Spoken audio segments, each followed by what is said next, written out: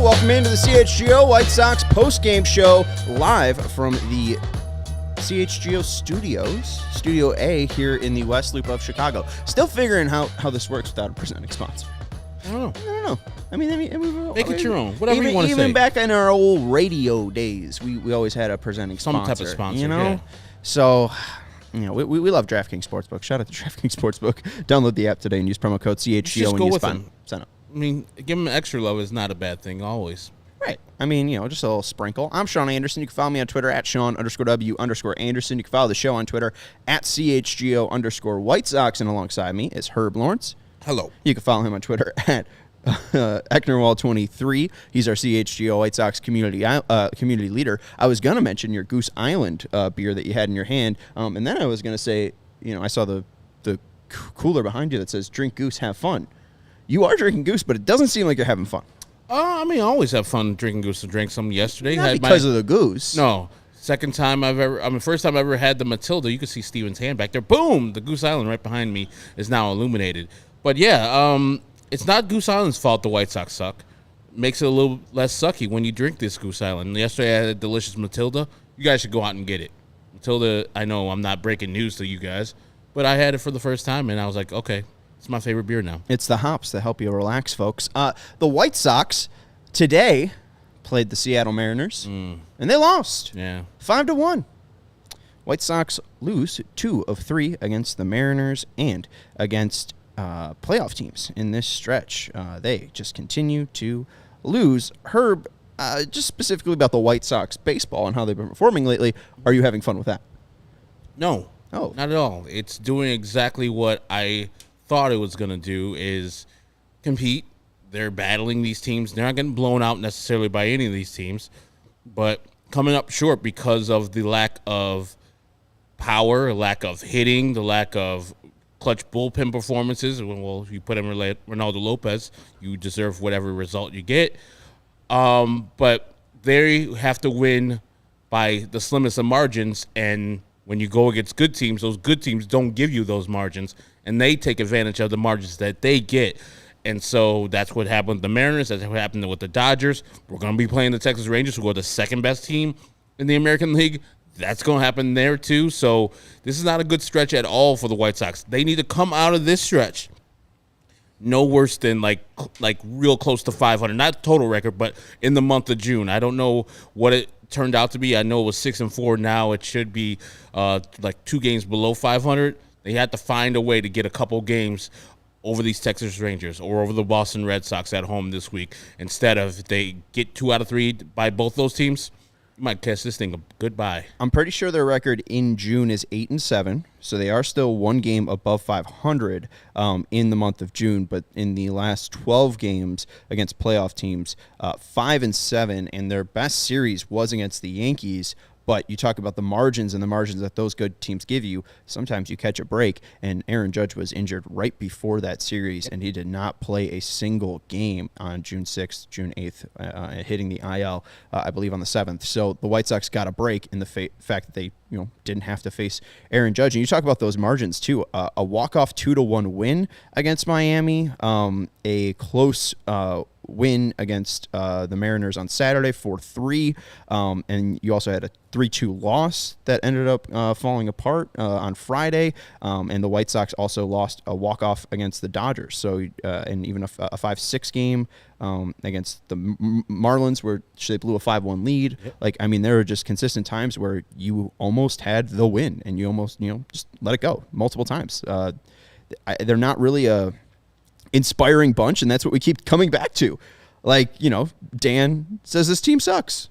Correct. Amen. And we're going to talk a little bit about Pedro Grifol a little bit later in his bitter attitude. But we got to talk about something a lot more fun before we start talking about this team that's now 11 games under 500. Lance Lynn. Herb, has he been a positive at all this year? No, he is not. He has been a net negative. One of the people that most of the fans have wanted to DFA him, even without the presence of a person that's going to replace him. They're like, DFA him. I don't care. He's like Keuchel. And we here on CHGO pretty much said, yes, he's pitched poorly. But firstly, we know he's going to pitch better than that. And then secondly, DFA him after you've already DFA'd Jake Diekman this year, after you've already DFA'd Lurie Garcia this year. How much money do you think Jerry Reinsdorf has just to DFA players? And there's no viable option to replace him. So, yeah, Lance has been a net negative this whole year. Now, today, man's put that thing together. Cutter, sinker, changeup, curveball. Everything was working for him. A slider every once in a while. So, man, like, this is the best performance of any White Sox pitcher this year. I could say that bar none. Absolutely. It might be one of the best performances in franchise history, folks. Lance Lynn on the day, 7 innings pitched, 3 earned runs, 4 hits, 6 Ks, and that was not a typo. I like that. Oh, 16. Jesus. See, I can't, I'm not even in belief. 16 strikeouts, not a typo, ties a franchise record, and 2 walks on the day for Lance Lynn. Bryce Miller on the other bump for the Mariners, 7 innings, 1 earned run, 4 hits, 6 Ks. There you go. And no walks. And I did miss this earlier. Happy Father's Day. I see Victor Von Doom, Clark, Mailman Jack. I'm pretty sure all y'all are fathers, and anybody else who was watching happy Father's Day. We aren't even at 16 likes, by the way. So Lance Lynn currently has us beat with strikeouts on the day. 16 is insane, and let's put it into big perspective here. Most strikeouts in a game for a White Sox. Lance Lynn, again, ties the franchise record with 16 on June 18th, 2023. Jack Harshman in the second game of a doubleheader on July 25th in 1954 had 16 Ks.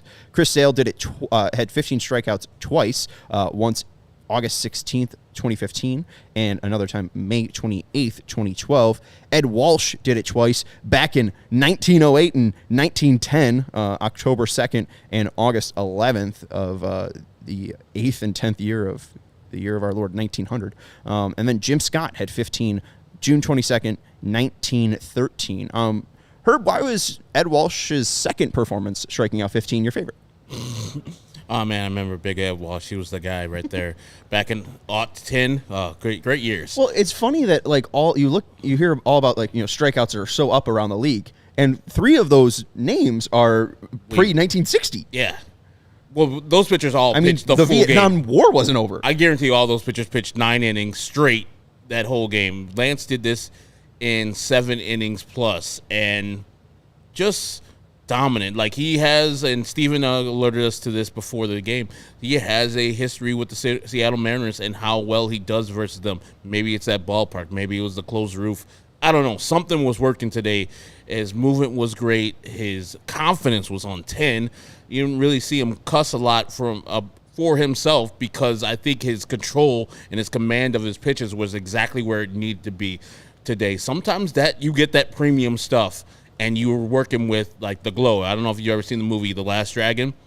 No. With Bruce Leroy. No. It's an old movie. You probably I never got into karate movies. It was a good movie, but the thing is the glow makes you like the best. It makes you better than you can be ever, and it's just this ethereal aura above you.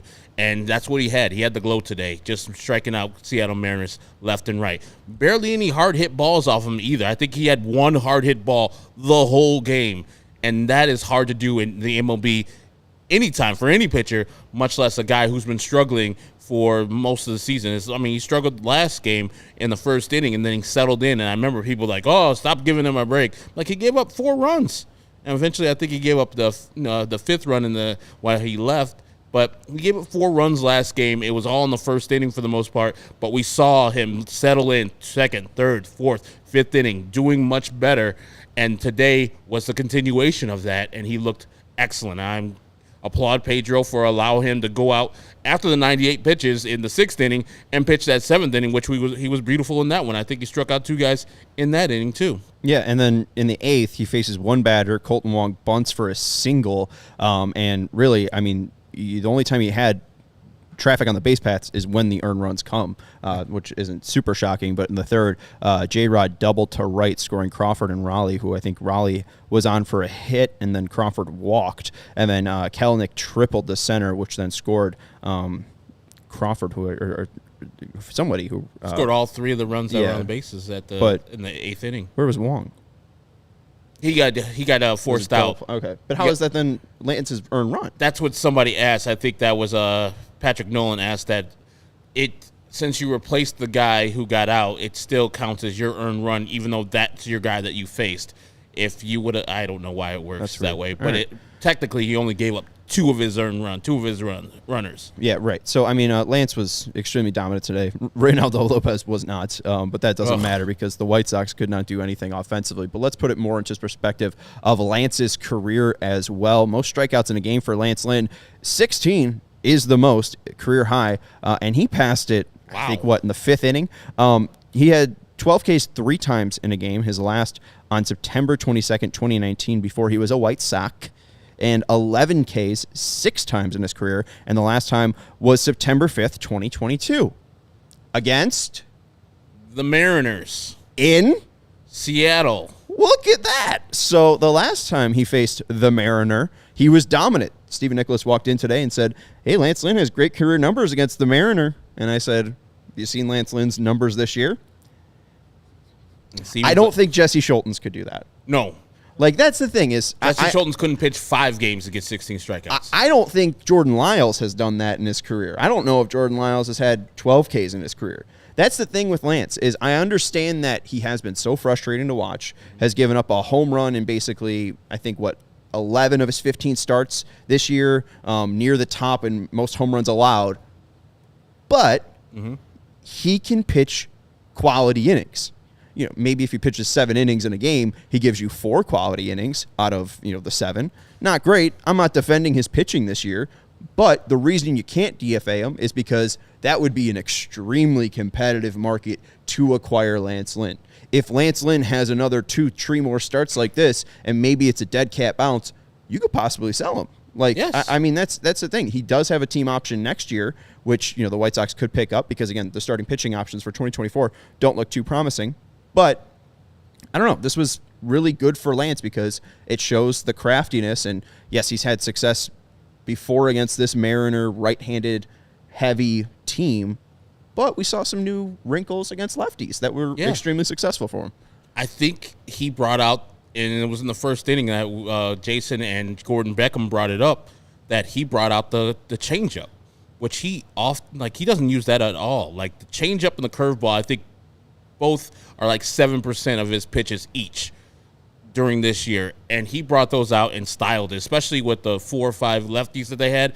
It was good to bring the changeup to keep them honest, and then I think he struck out one of his last batters on a changeup inside same hand changeup, and it was a thing of beauty. I don't know if he's been working with Lucas Giolito or just felt today he's like, hey, let me up the ante and up the usage of my curveball and my changeup because it was working. They were off balance all day long. I've never seen a team this year do what Lance Lynn made this professional hitting team do. He made them look silly with good stuff, but not like, man, he's throwing 100. I don't know how they're not hitting him. 93, 94, and then change up slider, curveball, cutter. Pretty dominant for a guy who's been battered around this whole year. And if they DFA'd him, Houston Astros would pick him up immediately. Los Angeles Angels of Anaheim would pick him up immediately. Dodgers. The Oakland Athletics would pick him up. It's like, hey, we play in Seattle too. Dodgers. Well, all these teams with a bunch of injuries would pick him up and guarantee he wouldn't necessarily be this, but he would return to form. I'm just looking forward to, as you said, the dead cat bounce. Lance Lynn and his next performance was Boston at home this week. Should happen on Friday or Saturday. Seeing what that performance is looking like. I'm not expecting 16 strikeouts, but I'm expecting him to piggyback off of this. This is what he piggybacked off of the Dodgers start while he lost and didn't feel good about it, I'm sure he took something away from those last innings that he pitched, and that's what he took today's game. And he takes from today's game and takes it to the Boston Red Sox at home. I think he can be a valuable member of this White Sox team that is still looking for that AL Central crown. Only still 5.5 out, even though they got leapfrogged by the Detroit Tigers today. Hey, shout out to Steve Mardo for the super chat. He said, not giving Jerry any more money this year. Hope Rick Hahn's gone. It's time for a change. At least Lynn coming back so we can flip him at the deadline. Maybe. Again, they might need somebody to throw innings because, again, 5.5 games back. I understand that people don't want to hear that, but that's the unfortunate truth is the AL Central is horrible. Yes. They've spent $185 million on this team. They might just keep Lance Lynn and just see how it goes. They might just have Luis Robert kind of will them to victory because, I mean, you smacked the double that was almost a homer today. Almost had his 18th. I mean, this guy's a superstar player. Not a lot of superstars in this division. I mean, you see the Twins buying on a budget superstar in Carlos Correa. Two teams passed him up, trying to give him an actual real contract, and they're like, that ankle's a little iffy. Or souring on Byron Buxton, too. Some of them are. I mean, even Correa's batting like 214 right now. Yeah, I mean, he just saved himself with, I think, a walk-off homer and a triple recently. So, I mean, he's picked it up a little bit, but, I mean, it's been tough. But, hey, they're still number one in the American League Central. Let's go to Lance Lynn's pitches today and just talk about this and just the stuff. You brought up the Sarah Langs tweet since 2008, since pitch tracking. Lance Lynn had was tied for second most swings and misses with 33 out of any start, postseason or regular season. I think 3 other players had 35 swings and misses in a game. No, not this one, Steven. I'm sorry. We'll go to this one after. We'll go to that stuff. one was I'm sorry. Jacob deGrom in 20, Danny Duffy in 16, and Clayton Kershaw in 15. Danny Duffy. I would not have gotten that name. But remember, the Royals were good. Danny Duffy was pretty decent then. All those guys had 35 swings and misses during those years. And Lance Lynn was right behind them. That's nuts. Lance Lynn today threw his cutter mostly. That's a departure of what it has been. Through that 32% of the time, usually at 30 or 26%. So you see an increase of about 7% there. His four-seam fastball was typically his most used pitch on the year, 43.5%. This year or today, 23%. So you see a rapid or a sharp decline in the usage of that pitch. His sinker, he used it 18% today, which is about a 4% increase on the year. His curveball, he saw a lot of usage of that today, 18% today, and 7.4% this year, so nearly doubling it, or more than doubling his usage on that today. And then his changeup, used it about 3% more of the time, and was extremely effective for him today, usually throwing that about 7.4% of the time, threw it about 10% of the time today. And then let's talk about the results of those pitches. 11 swings and misses out of 21 swings on his cutter. That's insane. 7 swings and misses on his fastball on 16 swings, 6 whiffs on 10 swings of his curveball, 4 swings and misses on 7 sinkers, and 5 whiffs on 7 swings. A whiff percentage of 54%. That is fucking bonkers. I got my doctorate degree. That's what that's fucking bonkers in the doctorate world. Medical school. Absolutely. Called strikes and whiffs, 43, which set a career high for Lance Lynn as well. 38% called strike plus whiff percentage. The man doesn't really seem like somebody who is shaken. That's the one thing. It's just there's not a lot of guys with his makeup, with his longevity. It could be a dead cat bounce.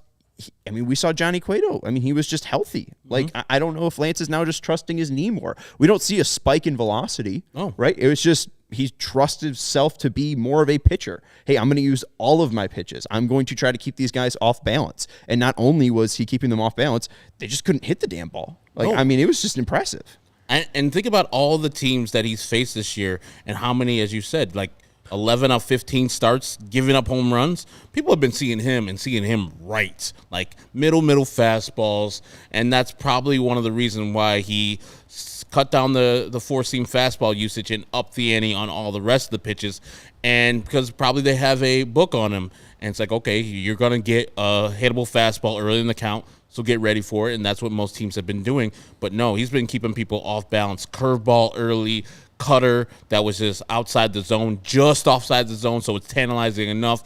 and getting people to swing and miss easily. But you got to give it to him. Like, I understand people want to dwell on the rest of the season. We've already talked about those individual games when those individual games happen. This is as dominant I've seen this pitcher in a while, and dominant as I've seen a White Sox pitcher in a while. Now, if you can get this and bottle this and get some type of version of this, now you got Lucas Giolito being the ace of the staff. You saw the performance you got from Dylan Cease the other day. Michael Kopech is hit or miss, but if Lance Lynn is this or close to this, and then you get Mike Clevenger back every once in a while, he can pitch a performance like he did versus the LA Dodgers, then you're cooking with real gas, because then the starters are out there throwing up zeros all the time. And yes, the offense has been the most of the bugaboos for the White Sox, but as with Lance Lynn, he wasn't going to be as bad as he was the whole year. And I believe the same thing for the offense. They are not going to be as bad as they have been the whole year. Speaking of, like, the guy who sat out the last couple games, Tim Anderson, whenever he comes back, I don't believe he'll be as bad as he is, and all the rest of the lineup. Like, what we get from Eloy Jimenez and what we get from Luis Robert and sometimes from Jake Berger, those players have been performing at a good to better level. All the rest have failed. All the rest have been below average. I can't believe that can still go out for another 3 months. Yeah, well, not everyone. Maybe some of them has to come up to the level, and they don't need a lot more. As we said, the slimmest of margins, but 1 or 2 runs more, the White Sox are having a better record than 11 games under 500 because their pitching staff has kept them in for most games. And that's the thing is, if Lance Lynn improves the quality, I mean, that's just better for the White Sox chances to climb back in here. We did see a little bit of Lance finding his footing last year. After July 23rd, 14 games, Lance had an ERA of 2.52, 89 strikeouts to 10 walks. So, again, if he's limiting the walks, only 2 today, maybe that leads to more success for Lance. And we hope so, because that's the only way the White Sox can really turn things around is if they have this core turn around. Lance Lynn is a part of that core. Let's take a quick break, and we'll talk about what Zachary mentions. Lynn performs like this, and he gets the loss. Embarrassing for the offense. If I'm Lance, I'm pissed. He always seems pissed. Oh, yeah. So, but I mean, he can't be too pissed because there's been a couple times where he's gone out and not give his team a chance to win. And our guy Clark, too, saying the no-hitter that he had that turned into a 10-run meltdown last month, there's been signs of, hey, here's Lance being dominant, and then it's just one bad inning that really derails most of it. Can you scroll up just a little bit more? Shout out to Alec, too, who's saying Happy Father's Day to all the diehard dads as well. He's not a father, but, hey, salute. I saw a guy today got a diehard gift pack from his wife and kids and joined the Discord. He's like, that's sweet. His wife got him this present. Yes. And then also Trooper Galactus. Star that one. We're going to get to that right after the break. Want to let you know about our friends over at Game Time. Game Time is the best ticket app out there, folks. A lot of people stress. I know a lot of people have anxiety. A lot of people get worried. A lot of people get sweaty palms. Buying tickets to your favorite events shouldn't be stressful. You already got enough stress in your life. You got bills. You got work. I mean, it's Father's Day. You got kids, right? I don't. No, you don't. But I'm talking to the okay. I'm talking to the dad out there. Anyways, Game Time is the fastest and easiest way to buy tickets to all the sports, music, comedy, and theater near you. Maybe your kids are driving you crazy. Maybe you're like, hey, I got to get my kids out of the damn house. Let's take them to the game. Mm-hmm. Go to Game Time. Maybe it's a day of. Maybe it's a spur-of-the-moment thing.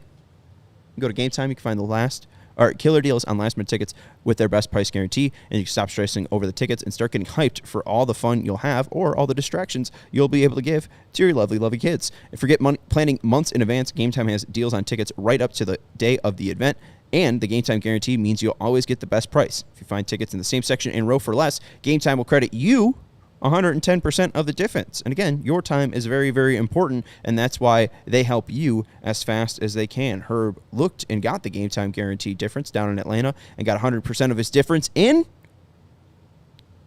12 minutes. 12 minutes. Snag tickets without the stress. Download the Game Time app, create an account, and use code CHGO for $20 off your first purchase. Terms apply. Again, create an account and redeem code CHGO for $20 off. Maybe you forgot to get your husband or your pops a Father's Day present. Maybe you haven't seen him yet. Use code CHGO. Take him to the game. Download Game Time today. Last minute tickets, lowest price, guaranteed. Also want to let you know about Lewis University. Your guy Jay Zawoski went there We're very happy and proud of all of our people that we know from Lewis. At Lewis, many of their students are adults just like you and have full-time jobs or families. Again, happy Father's Day, folks. All of them chose Lewis's supportive educational community to help make their transition back to school as easy as possible and earn a respected degree. It's 35 miles southwest of Chicago in Romeoville, and it's ranked as U.S. News and World Report's top-tier colleges. Lewis partners with numerous employees for tuition discounts and offers evening, online, and blended formats to help you balance work, family, and education. And whether you're looking to complete your bachelor's or master's degree or enroll in a professional certificate program, Lewis is the right program for you. And Lewis offers several career-focused programs that will set you up for success. And one of those is the nursing program. My cousin Maggie didn't love her time in Ball State. I think it was a really competitive nursing program there. And she said, hey, why be away from my family when I could just be 35 miles southwest of Chicago in Romeoville and have my degree and finish my degree in their nursing program. That's not even one of the ones that they highlight here. I mean, the nursing program is the one I know all about. I mean, you're just giving a personal opinion right there. It's legit, folks. It is. She's got a job at a top-tier hospital now in Chicago, living out on her own. We're so damn proud of her. Discover how a degree from Lewis University can help you build a better world. Learn more at lewisu.edu/you can do this. And my guy, too. Jay Zawoski? No, Max Strus. Oh, that's your guy? Yeah. That's his guy. Yeah, that's my guy. That's not your guy. No, actually, I heard a rumor. That's actually Herb's guy. That's my guy. Yeah, I heard that. I didn't hear that. I've been a long Max Strus guy. Long time Max Strus guy. Since doing his games on DePaul on the old 670 the school. Oh, mercy. Did you ever did Max Strus ever borrow a pencil from you in class? No, he was younger than me. Oh, okay. Yeah, See? I'm old. See? You are old. Yeah. Nice. Are you a father? I am not. One of those rare old non-fathers. Yes. Yeah. I mean, you're a young father. You're Andrew Benintendi's dad, right? Oh, jeez. I don't know about that. We don't have to take that too far. We're still not even at 16 likes. Folks, Lance Lynn struck out 16. Come on, help us get there, folks. 2 more likes. We'd really appreciate it. Let's go to Pedro Grifol. Ugh. This bitch. Oh, this what? Huh? Pardon? This dude. I don't know if that's what you said. Of course I did. So, if you looked at the lineup today, we'll read it as follows because maybe you didn't watch the game. Maybe you're looking for us for the recap. Leading off, Andrew Benintendi in left field. That works. Batting second, Zach Reynaldo at second base. Doesn't make sense. Batting third, Luis Robert Jr. in center field. Of course. Batting fourth, Eloy Jimenez, a designated hitter. All right. Batting fifth, Yasmani Grandal at catcher. Batting sixth, Andrew Vaughn at first base. Yeah. Batting seventh, Gavin Sheets in right field. Okay. Batting eighth, Jake Berger playing third base. Why? And batting ninth, Elvis Andrus at shortstop. Supposed to be there. Jake, I was going to say Jake. Herb, Yep. you want to help me out here? Yeah. Jake Berger is where in the White Sox in home runs? Second. Okay. Zach Remillard just played in his First. Well, MLB game. I would count yesterday as a second. Okay. So there you go. That's Second game that's today. some fun math. Herb, how many players had 4 plate appearances today? I would say 5. Close 6. Andrew Vaughn, Yasmani Grandal, Eloy Jimenez, Luis Robert Jr., Zach Remillard, and Andrew Benintendi. Herb, what did Zach Remillard do in his last at-bat? He bunted out. He tried to bunt for a hit. Did Jake Berger get a 4th at-bat? He did not. For a guy that runs into balls every, 12 at-bats? Yeah, batting him the second least amount, not smart. I'm pretty sure I saw a stat today about Christopher Morel and him leading in home runs per plate appearances. I think Jake Berger's 3rd on that list, and I'm pretty sure he hits it and I think it's a ridiculous stat, like 3.7 every 3.7 plate appearances he hits a home run. So if he had one more, he might have had a shot at hitting a homer. Let's go to the pregame. Our guy Pedro Grifol and Jake Berger batting 8th. I'm going to put the lineup out there. I think it's going to help us win. I don't have to answer those people who don't like the lineup. He's in the lineup. He's going to get 4 at-bats. Help us win. Other than that, they can talk to Jerry. Steven, do we have a sound effect for Jake Berger's 4th at-bat? Maybe it's the toilet flushing because he didn't get a 4th at-bat, Herb. Yeah. They got to flush this series loss because they lost another one, 11 games under 500. Pedro getting all pissy saying you could talk to Jerry. Can we? Exactly. Pass his number over, Pedro, and I will call him up. I will have some speaks with Jerry. But also, you're a manager in your first year in Chicago, talking spicy to the fan base, and you're 10 games below now, 11 games below 500. Watch your tone. Watch your tone, Pedro, because you can be out here quickly. I haven't seen anything that you have done that I'm like, okay, Pedro, you're out here doing work. I got you, Pedro. You can talk as spicy as you want because you got all these skins on the wall and you're producing this winning-ass team. Nope. No. Calm down. And don't be talking to the fans spicy like that because you don't got any skins on the wall to be talking to fans like that. If Tony would have talked out of turn to the fans, you could say, hey, man, Tony's got a championship or two, so he knows what he's doing. You, on the other hand, don't know what you're doing, and the Royals passed you up to give another man your job. So you better calm down and all that extra talk. And the main point is you put your better hitters closer to the top of the order. So what are you doing? Giving this rookie player who spent most of his career in the minor leagues. Yes, awesome game, Zach Remillard on Saturday. Top notch. 8th for him the next day. Put Jake Berger closer, maybe not second, but put Jake Berger up closer to the lineup so he can help you out when you get guys on base. So he can bust into one and hit a home run. I mean, it's just not that hard. You guys keep on doing this. The resistance to move him out of the top spot. And then when you do, you just move him to the number 2 spot as if. You're trolling us, dude. Stop it. Stop it. If Tim, and then before that, like 2 games before that, he was like, well, I'm not going to move Tim from the leadoff spot. I've never thought about it. And then 2 days later, you do it to the 2 spot. What an idiot.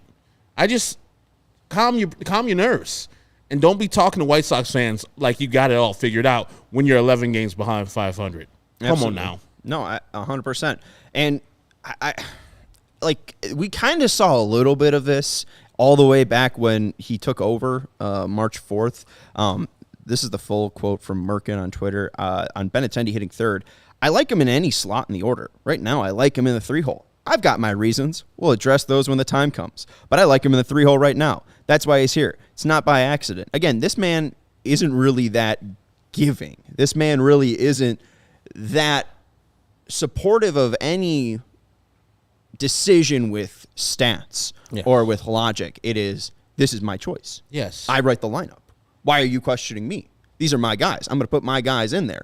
I go back to a story that Vinny wrote right after Jake Berger's walk-off grand slam on the 4th, and our guy, Pedro, I don't know if he's our guy right now.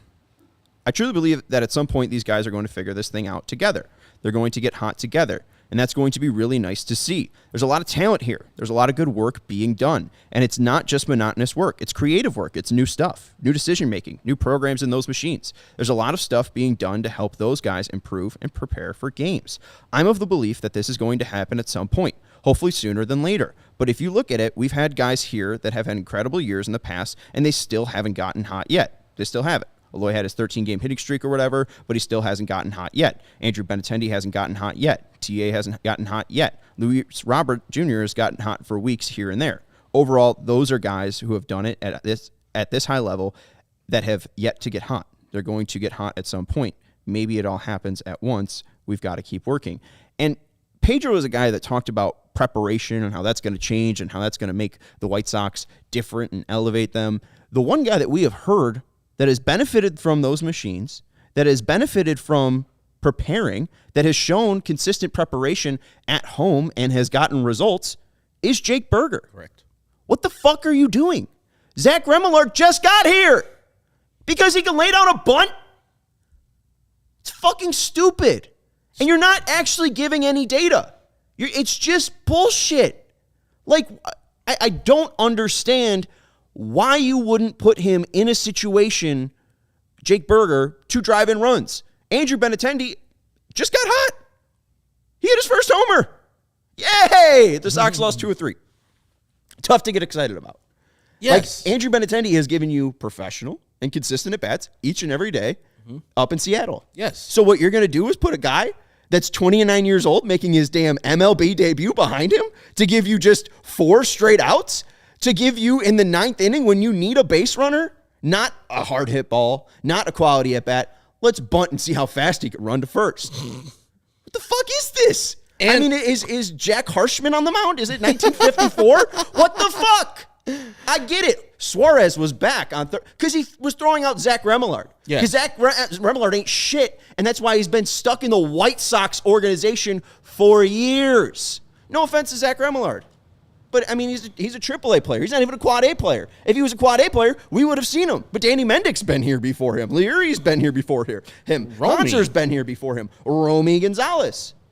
I mean, fuck off with batting him second. It's stupid bullshit.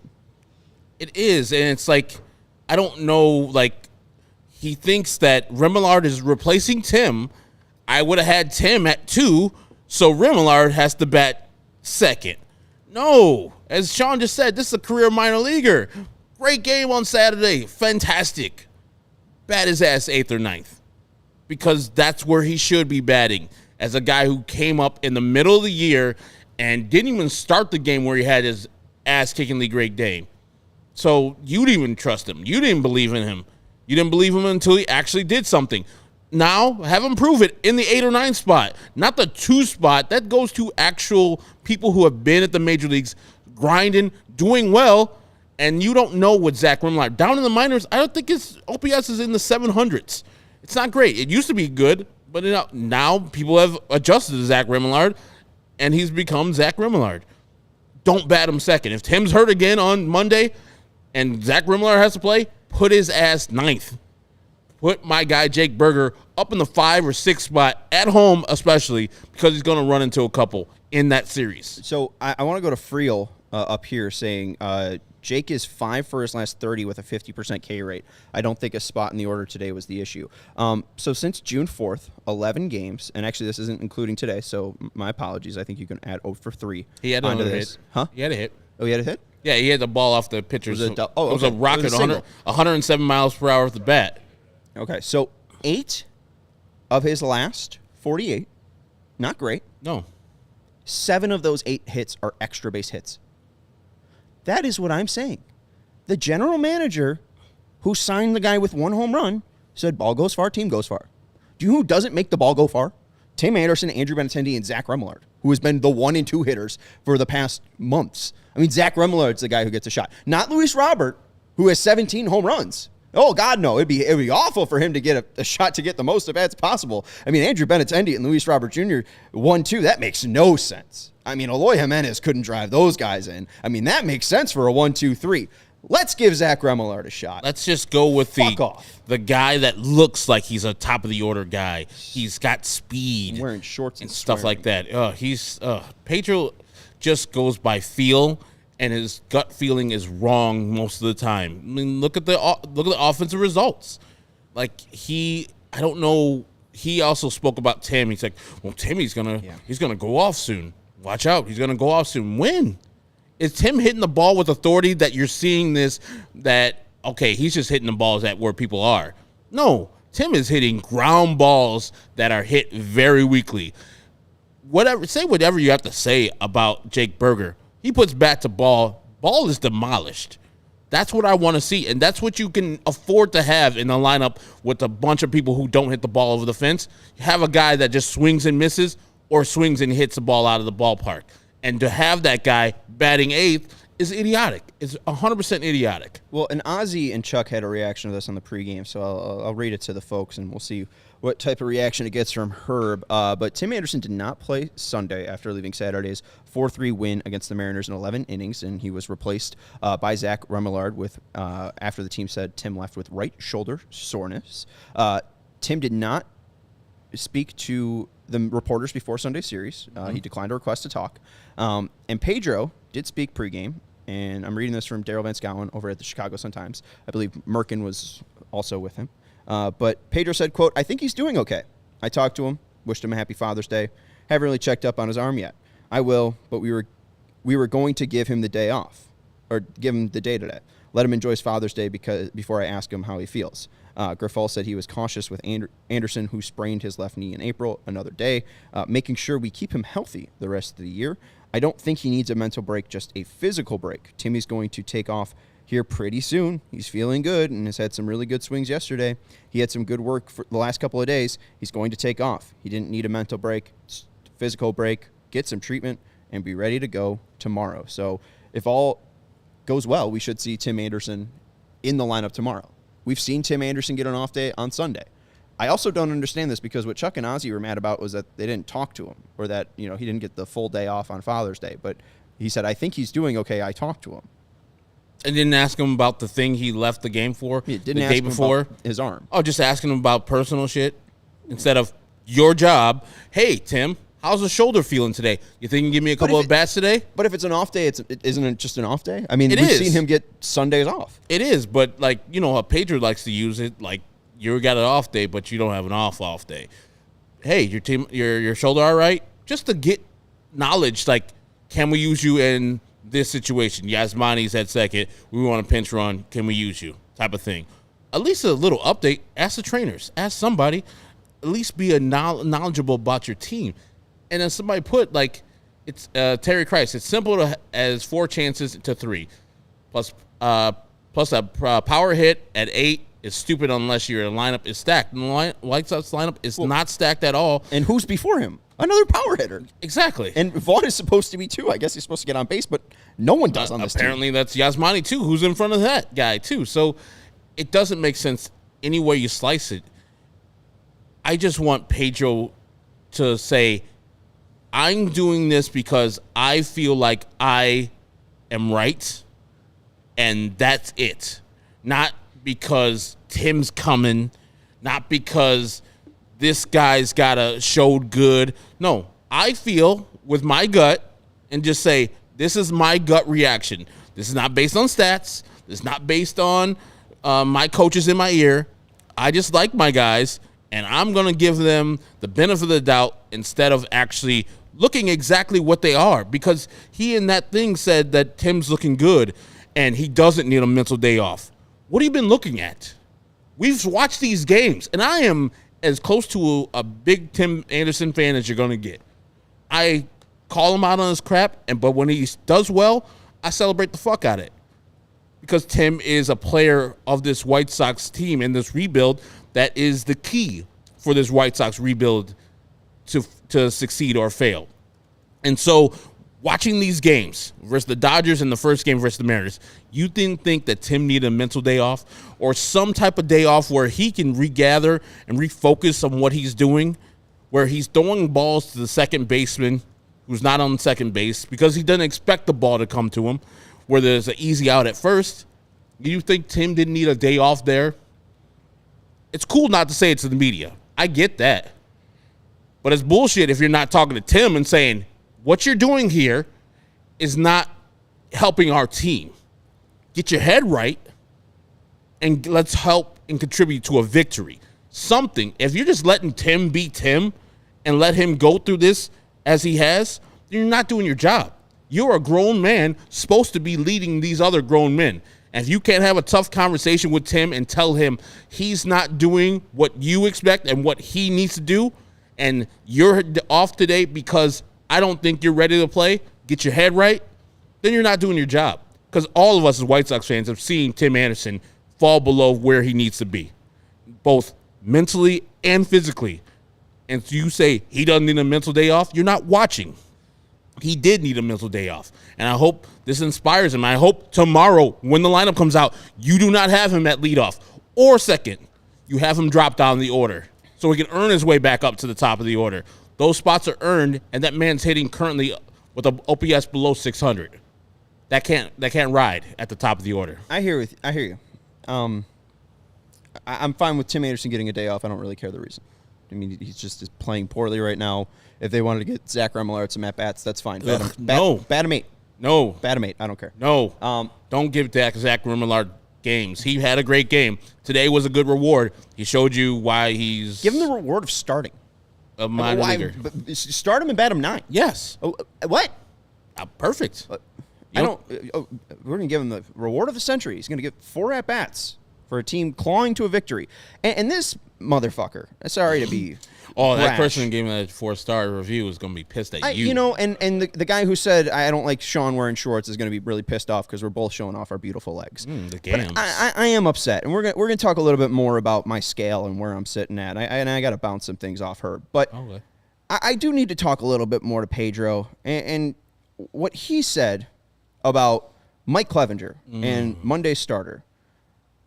Probably fuzzier. That's why I don't want to get too ahead of myself. We have to win this game today. We have to put ourselves in position to win. And once we're done with this one, we have a 2.5-hour flight to figure out how we're going to get by tomorrow. Whether it's adding another piece, subtracting one, or maybe the ones who don't pitch today pitch tomorrow, I'm not sure. But the day off on Thursday plays a factor in this. We have 3 games to cover, and we have a day off. We'll see. We have to win this game today. Zach Remillard, go lead us to victory. I mean, I think the glass is breaking for Pedro. I talked about this. He's hyped up Eloy Jimenez and his ability to play the outfield, play 7 out of the 10 games. We haven't seen him since, right? I think we're seeing the glass break on the actual state of this team. We are now seeing those drills where they put, barriers in front of the BP pitcher for this team to elevate the ball. And I just find that funny where you really don't notice what's going on with your team. James Fegan just reported that Jake Berger would love to be in the home run derby, that he wouldn't be afraid of his swing being affected because that's his swing in BP, right? I mean, Jake Berger doesn't need your bullshit fucking drills, my man. He doesn't. Like, he is a quality major league hitter. And you need to win a game, and you're looking at all your guys, the guys that are going to be playing for your team, and you bat Jake Berger 8th. I know I'm dwelling on this a lot, but I just think the glass is breaking because this West Coast trip must have killed him because they were in so many games and just consistently they were beat out with teams that are just smarter. And a lot of teams are smarter than the White Sox. And that might change next year. There was a piece by Jim Margulis, and there was a report by Evan Drellich that Major League Baseball might limit the size of front offices, which would be great for the White Sox. Jim Margulis, in his piece, this is when the Dodgers were playing the White Sox, noted the size of the Dodgers front office. 72 people. That's a lot. There's a quote That's why they win that I pulled up, and this is when Pedro was hired. This man Dodd from real quick. This man Dodd from The Athletic. I don't have his name right now. Grifol spends his afternoon searching for data that validates decisions and performance evaluation. We haven't heard any of it, but he seeks to marry an interest in stats with a background rooted in baseball. And then also, what the A's said about the Royals in this piece, they have a huge analytical department, says Oakland General Manager David Forst, who pointed out that the sabermetrically inclined A's could not lure away one of the Royals analysts a few years ago. And Pedro said, I love combining old-fashioned gut feel and looking at large sample numbers to see how they match. I just find it funny that you then look at the size of the Royals front office, and this doesn't include the people in business and all that, 86 people. They have 47 people in baseball operations alone. How many people underneath Kenny Williams are there in the White Sox organization? This is just purely a guess. I would say 20. 43. So the Royals in baseball operations alone have 47. The White Sox have 43 people. Royals, I think people working on baseball alone, not just business, marketing, etc., 86. Dodgers have 72. And the 86 includes like medical staff and everything. This team spends $185 million on players with the expectations that they are just going to be good. Pedro Grifol is taking all of this talent and just trying to get wins, trying anything, putting up these barriers in front of the BP, trying to give you all these reasonings, but you don't hear any of the reasonings. You don't hear any of the actual data, right? Because he doesn't have the same team that he had in Kansas City. He doesn't have the same freedom to focus on projects and try to turn them up. What we've heard from Vinny, and it's great reporting, is that he's going around to the relievers being like, hey, you're great. I think that's all he's got to work with. He doesn't have a true staff that is up to snuff to other real major league teams because the White Sox think that they could find the best of the best, the first rounders with all that talent. Let's polish them off and put them in the lineup and bat them 8th. let's go to the Jim Margulis screenshot, though. And I thought this was interesting just because, again, talking about the size of the Royals, the Dodgers, and the White Sox, Jim wrote, Jerry Reinsdorf's White Sox have tended to only invest in the things that they can see. They were among the league's lowest spenders in the draft and international markets when both were unregulated, but the league bailed them out by instituting budgets with punitive overage penalties. It's like that cap on front office spending would be the only way to pull the White Sox up to league average levels in this area. Rick Hahn has maintained that the White Sox front office listing doesn't reflect everybody doing work for them, but their, quote, quiet, unquote, approach has generated equally faint results, so there's no reason to give them the benefit of the doubt here. So, while Rick Hahn's saying, our listing of 43 people isn't real because we have freelancers or whatever, the White Sox don't have enough help in their organization. Their medical staff isn't up to snuff. Their baseball operations isn't up to snuff. Their scouting isn't up to snuff. And I think Pedro Grifol is cracking because who is here to save the day? Not his guy, Hans or Alberto. No. Zach Remillard. We're batting him second, baby. Do you think, and as wild speculation by me, that Jerry Reinsdorf had something to do with the international markets being regulated now? Probably. And that the fact that they're cracking down on big-time front office employees because the White Sox can compete then. They can hire the 40 people they have under Kenny Williams and be, okay, we can compete now. We have a cap. We know how many guys and girls that we need, and no one can go above that. We'll be close to that. Like, if it's 50, we'll be at 45 type of thing. I can feel Jerry Reinsdorf's hands all over this, making sure the White Sox can compete the way he wants to compete. Because we saw in his interview he did with the sports business initiative earlier in L.A. with Rachel Nichols doing the emceeing. He wants to win only the way he wants to win. And he was poo-pooing the efforts of the Padres, the Mets, and other teams who are spending money to win games and also spending money on their analytics department to actually help their players go from A to B. The White Sox are not interested in any of that stuff. As we see how many White Sox players actually get better from when they were drafted to now in the major leagues. Like, how long have we heard about Jared Kelly? Like, is he ever going to go anywhere? Like, Dahlquist, is he ever going to go anywhere? We had Cespedes get picked up a couple years ago. Is he going anywhere? How long did we have Michael Rodolfo before he aged out? Like, all the players that the White Sox have had, and in this game, you had Jared Kelenic, drafted 6th in the same draft that Nick Madrigal's drafted 2 players before him. Like, what are we doing here? Like, how are you doing these resources? How are you employing these resources to get the better player and to develop the player after you get them? Because I've heard Nick Madrigal's supposed to be smart, hit the ball well, field the ball well. None of that stuff happened. Well, I mean, real quick, there's 43 people in the White Sox front office? Yeah. Who's the one guy that you think has done a good job? I would say there's one guy who's done a great job. Mike over Shirley. tenure. Really? I was just say Marco Patti. Just because you get Eloy Jimenez, you get Luis Robert. Well, Eloy Jimenez was the trade. Luis Robert Jr. Now I'm blanking on all the other names. Luis Robert Jr. is a pretty good one though. But that's the guy that's getting awarded as Colas, right?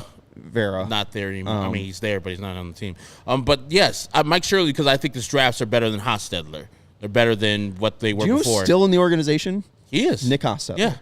Yeah. They don't fire people. Oh. They just reassign them to a different spot. Or they hire Kenny Williams Jr. Exactly. And so, Stupid where are you? Like, they hired Chris Getz with no experience to be some minor league guy. Now he's in charge of the whole goddamn minor leagues. Chris Getz, do you see anything turning over? Are they going to introduce Zach Remillard as one of their successes after 7 long years? Are they going to introduce Jake Berger as one of their successes? Or is Jake Berger just like, hey, I had 2 life-changing injuries where I was almost out of baseball. I just decided, F it, I'm going to be me. And it became him.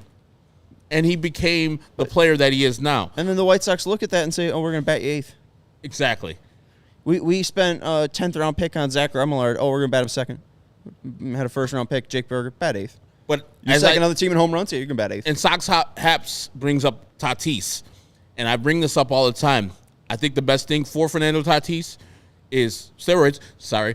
And secondly, getting off this White Sox team because he was not in the major leagues. He wasn't in the minor league system of the White Sox at that time, stateside at least. And he went to the Padres, and I think their system developed him to the player that he is now. And like I said, the first thing, too, also helped him out. But I don't think Tatis is going to be this guy if he just stays with the White Sox the whole time. I don't think you know who Fernando Tatis Jr. is if he stays with the White Sox this whole time. This is part of the problem, that they don't develop talent that is right in their system. And they don't even recognize talent that's right in their system. And same thing with, like, kind of people parallel Patrick Mahomes. If he would have came to the Bears at that time, that's why I feel about the Tatis situation. Patrick Mahomes would have been good, not great. Tatis, I don't even think you would know Tatis if he stayed in the White Sox system. You think Matt Nagy would have did some things with Patrick Mahomes? I mean, he had him the first year. I mean, and how many games did he play? Okay, 2. Exactly. And then when he came out the second year, without Matt Nagy, balled out. I mean, Matt Nagy's back there right now. He's already a champion by the time Matt Nagy got back. Don't get me started on this. He's the GOAT. He would have been good anywhere. Sometimes I just think some people are really, really talented, and I would just say that Patrick Mahomes and Fernando Tatis are just extremely talented, next-level athletes, and I feel like no matter the situation, they probably would have been successful. Let's Tatis. Fernando Tatis has hit 14 homers this year in 50 games. Done well. OPS at 913, an OPS plus of 153, a career OPS plus of 159. That's talent right there. I don't know. I know the steroids helped, but still. Very much so. I don't know if he's currently on that. I think they tried to figure that out. Let's take a break. Herb, what are you drinking? Drinking some delicious Goose Island beer. You already gave him some love already. I did. CHGO is supported by Goose Island Beer Company, Chicago's beer since 1988. Herb went out to lunch yesterday and was introduced to the lovely Matilda beer. That was. Mercy. I mean. Draft or bottle? It was in a bottle. I don't know why you guys didn't tell me before. I know Sean's been doing these reads, and I hear Matilda, and I was like, you know what? I'm going to try Goose Island Matilda this time. I mentioned the Sophie. Mercy. I'm telling you guys, if you haven't tried Matilda, try it out. Yeah, and Sean says Sophie. He said if you like Sophie, delicious. And Matilda's the Belgian-style beer. Just perfect if you're out for any occasion. Like some people like drinking in the winter. I thought it was like a nice fruity summertime drink. It worked out. Whatever you're drinking. I had some shishito peppers with it, and it opened up the fruitiness of the Matilda. Yeah. I'm one of those beer snobs now. Oh, we are. The nose was this. It was a sense of cedar wood in the back of your throat. Yeah, I really think that these people should go try the Sophie, the Belgian-style saison. It's an aged wine, hand-juiced orange peel, or aged wine with hand-zested orange peel. Herb, we are snobs. You are enjoying the hazy beer hug as well. And if you are just a classic BEER drinker. I am. I'm just reading the comments. 312 Wheat Ale. That's our favorite every day, Goose Island beer. So check out an ultra-fresh brewery-exclusive beer at Goose Island's original brew house on Clybourne Avenue in Lincoln Park, or from their tap room on Fulton Street in Westtown. Goose Island Beer Company, Chicago's beer. Also going to let you know about ComEd. Herb, don't worry. I have it right here. Why don't you just read Reader 1 if you so would. I'm there. Wow. Yeah, there you go. You got it long distance. Sorry. The ComEd Energy Efficiency Program is committed to helping families and businesses in the communities that they serve, helping manage energy usage and lower energy bills now and into the future, Sean. No way. They do. You know, I heard that ComEd offers a wide variety of incentives on lighting and other efficiency upgrades to commercial, industrial, and public sector customers of all sizes across the territory. But I didn't also know that they offer free facility assessments that can help find energy-saving opportunities like for HVAC systems, commercial kitchen equipment, or industrial processes. I didn't know that either, but how would that work, Sean? Well, an authorized engineer, ComEd authorized engineer, will work with you to develop a detailed assessment plan specific to your goals and needs. And these can be done in person or virtually. It's the 2023. It's the digital age, folks. And lasts approximately 2 hours. Within 3 to 4 weeks, customers will receive a report detailing energy efficiency projects they can start working on immediately. And each recommendation will include estimated energy savings, cost of savings, project costs, potential incentives, and simple payback. If you own a business, do not wait. Get started saving money and energy today. For energy-saving tips, lighting incentives, or to schedule your free facility assessment, go to ComEd.com/poweringbiz. Did you say ComEd.com/poweringbiz? Yes. Schedule it today. All right. Titty boy, Tite boy. Sorry, again, this is for adults only, I guess. Comments after that Benny weekend. Let that hog hang, Herb. I like the alliteration there. It is. Congratulations to Andrew Benintendi. His first career White Sox home Your run. knees in the way that He did it. There it is. He did it, folks. They lost the game 2-3, but he did it. He homered, and the White Sox lost. He has hit one home run in his career with the White Sox, and it took him longer than it did Nick Madrigal to hit a home run. But Andrew Benintendi, number one in our hearts, number one contract in franchise history. We are number so one in the proud of lineup, you. too. Number one in the lineup, our leadoff hitter.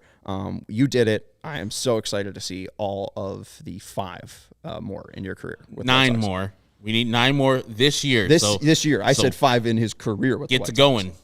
Get to going, Andrew. This homestand, weather's great. It's the Texas Rangers, who are actually good. And then the Boston Red Sox, your former team. Let's go. 3 home runs this week, minimum. What? Minimum. What you smoking? You went to Sunnyside and used our code, huh? Mercy. I did. CHGO 25, baby. He's smoking that sativa and getting real creative over there with 3 homers this week. Could you imagine? Could you imagine if he hit 3 home runs, Herb? I would lose my damn mind.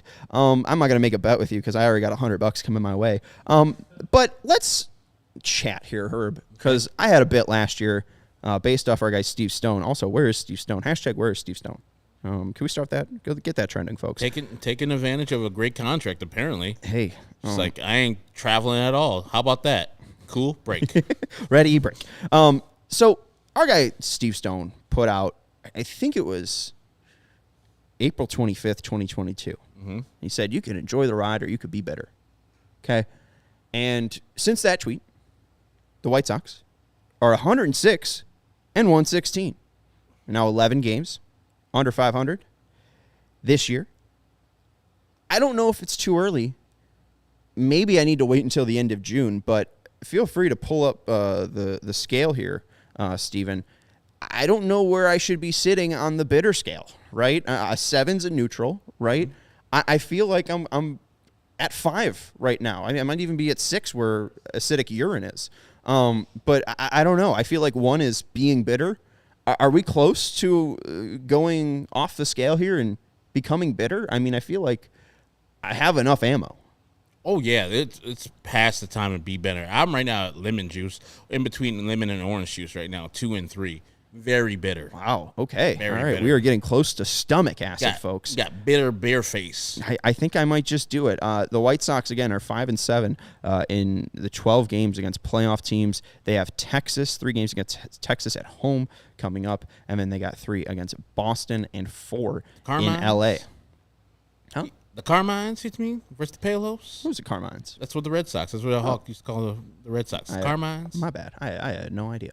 Rico Petrocelli? Stretch. I didn't have Kidney Stones in 1969. I would have won the Triple Crown. So, Sox have 9 more games left in June. Mm-hmm. Again, 3 at Texas, 3 against Boston, 4 against L.A. That's 10. I don't know how to do my math. And 1 more versus Oakland, too. No, I guess that counts. We're not going to count Oakland. Okay. We'll count against the good teams. 10 games. What's their record in the next 5 games? Or 10 games? Well, 5-5 to the White Sox. Of course. You think they're going to win 5 500. games? Yes. I think this home series, they're going to lose 2 or 3 to the Texas Rangers, of course, because Texas is the second best team in the American League. They're going to find a way to win 2 or 3 versus the Bo Sox. Oof. I think they can do that. So right there, they're back to 500. And then guess what they're going to do in Anaheim? Split. Exactly. All right. I don't know. We'll see, folks. It's 4 games, so we're probably not going to miss Ohtani pitching. Which they did miss last exactly. time. So, we'll see if the White Sox get bailed Ohtani out. is who he have 23 home runs and top 10 strikeouts as a pitcher. And he's got a ton of home runs, too. Yeah, I want you people to understand, like, when they compare him to Babe Ruth, that's a fallacy. He's better player overall than Babe Ruth. Babe Ruth wasn't shit. Babe Ruth only pitched twice, 2 years. Babe Ruth went up against plumbers. Yes. Shohei Ohtani's going up against professional athletes. Exactly. And he's doing this and making them look silly. Like, one of the best pitchers or one of the hardest throwers in baseball is Hunter Green. He tried in the minor leagues to do the same thing, and they're like, nah, we're good. Same thing with Brendan McKay for the Tampa Bay Rays. Trying to do the same thing of batting and pitching. Can't. Michael Lorenzen. You'll see him get an occasional at bat when he was a Red. Didn't do it. He begs and pleads to do it. This guy is a top 5 hitter, and I know not this year he's not a top 5 or top 10 pitcher, but do you want to face him? No, you don't. I think in OPS he's in the top 30 as a pitcher. So I think he's just as good as Lucas Giolito as a pitcher. He's better. And this year. He's better. ERA wise and F4 wise. I think they're around the same area. I don't know. If I think correctly, if I research that correctly. And then he's a top 5 hitter. So Giolito's ERA plus is 123. Ohtani's is 132.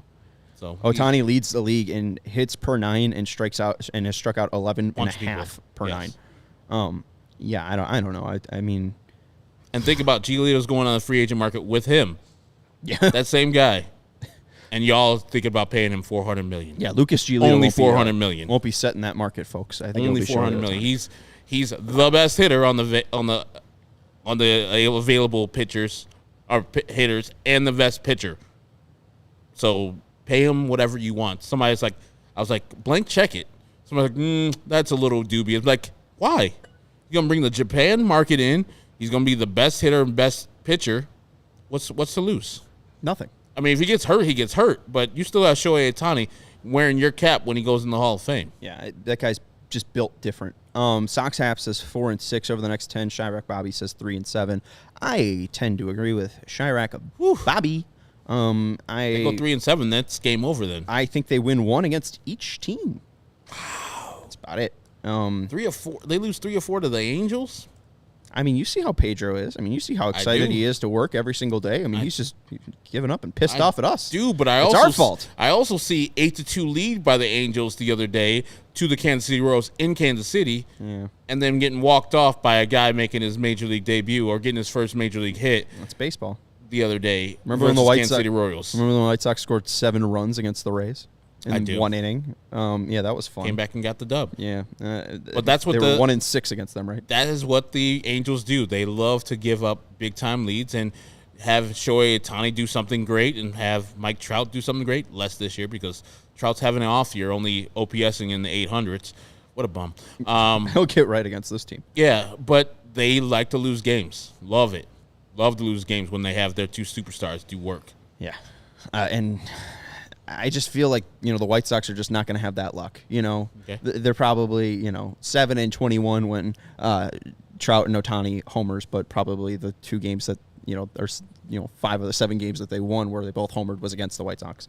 Ellie. I don't know. And shout out to everybody hanging out with us. We really appreciate it. Make sure you're hitting that thumbs up button. We have surpassed not only Lance Lynn's strikeouts on the day, but we are getting near his jersey number of 33. We're at 31. Javi Vasquez?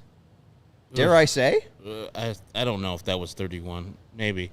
But you can go Liam Hendricks right now. That's true. We're at 32 already. Javi was 33. Yeah. He was 31 with the Yankees. Darn.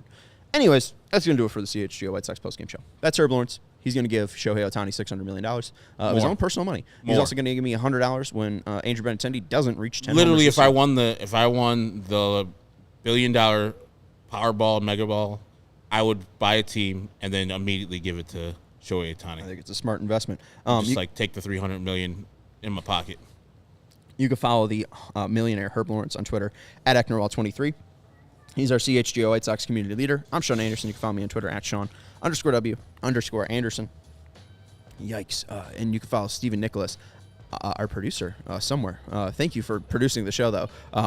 He's not on Twitter. He is on Twitter, but he's not on Twitter. He's not active. And we will be joined tomorrow by our beat writer, Vinny Duber, who will be out at Guarantee Rate Field. You can follow him on Twitter at Vinny Duber. Lance Lynn ties the franchise record for most strikeouts in the game, and the White Sox lose. We'll see you tomorrow. Go Sox!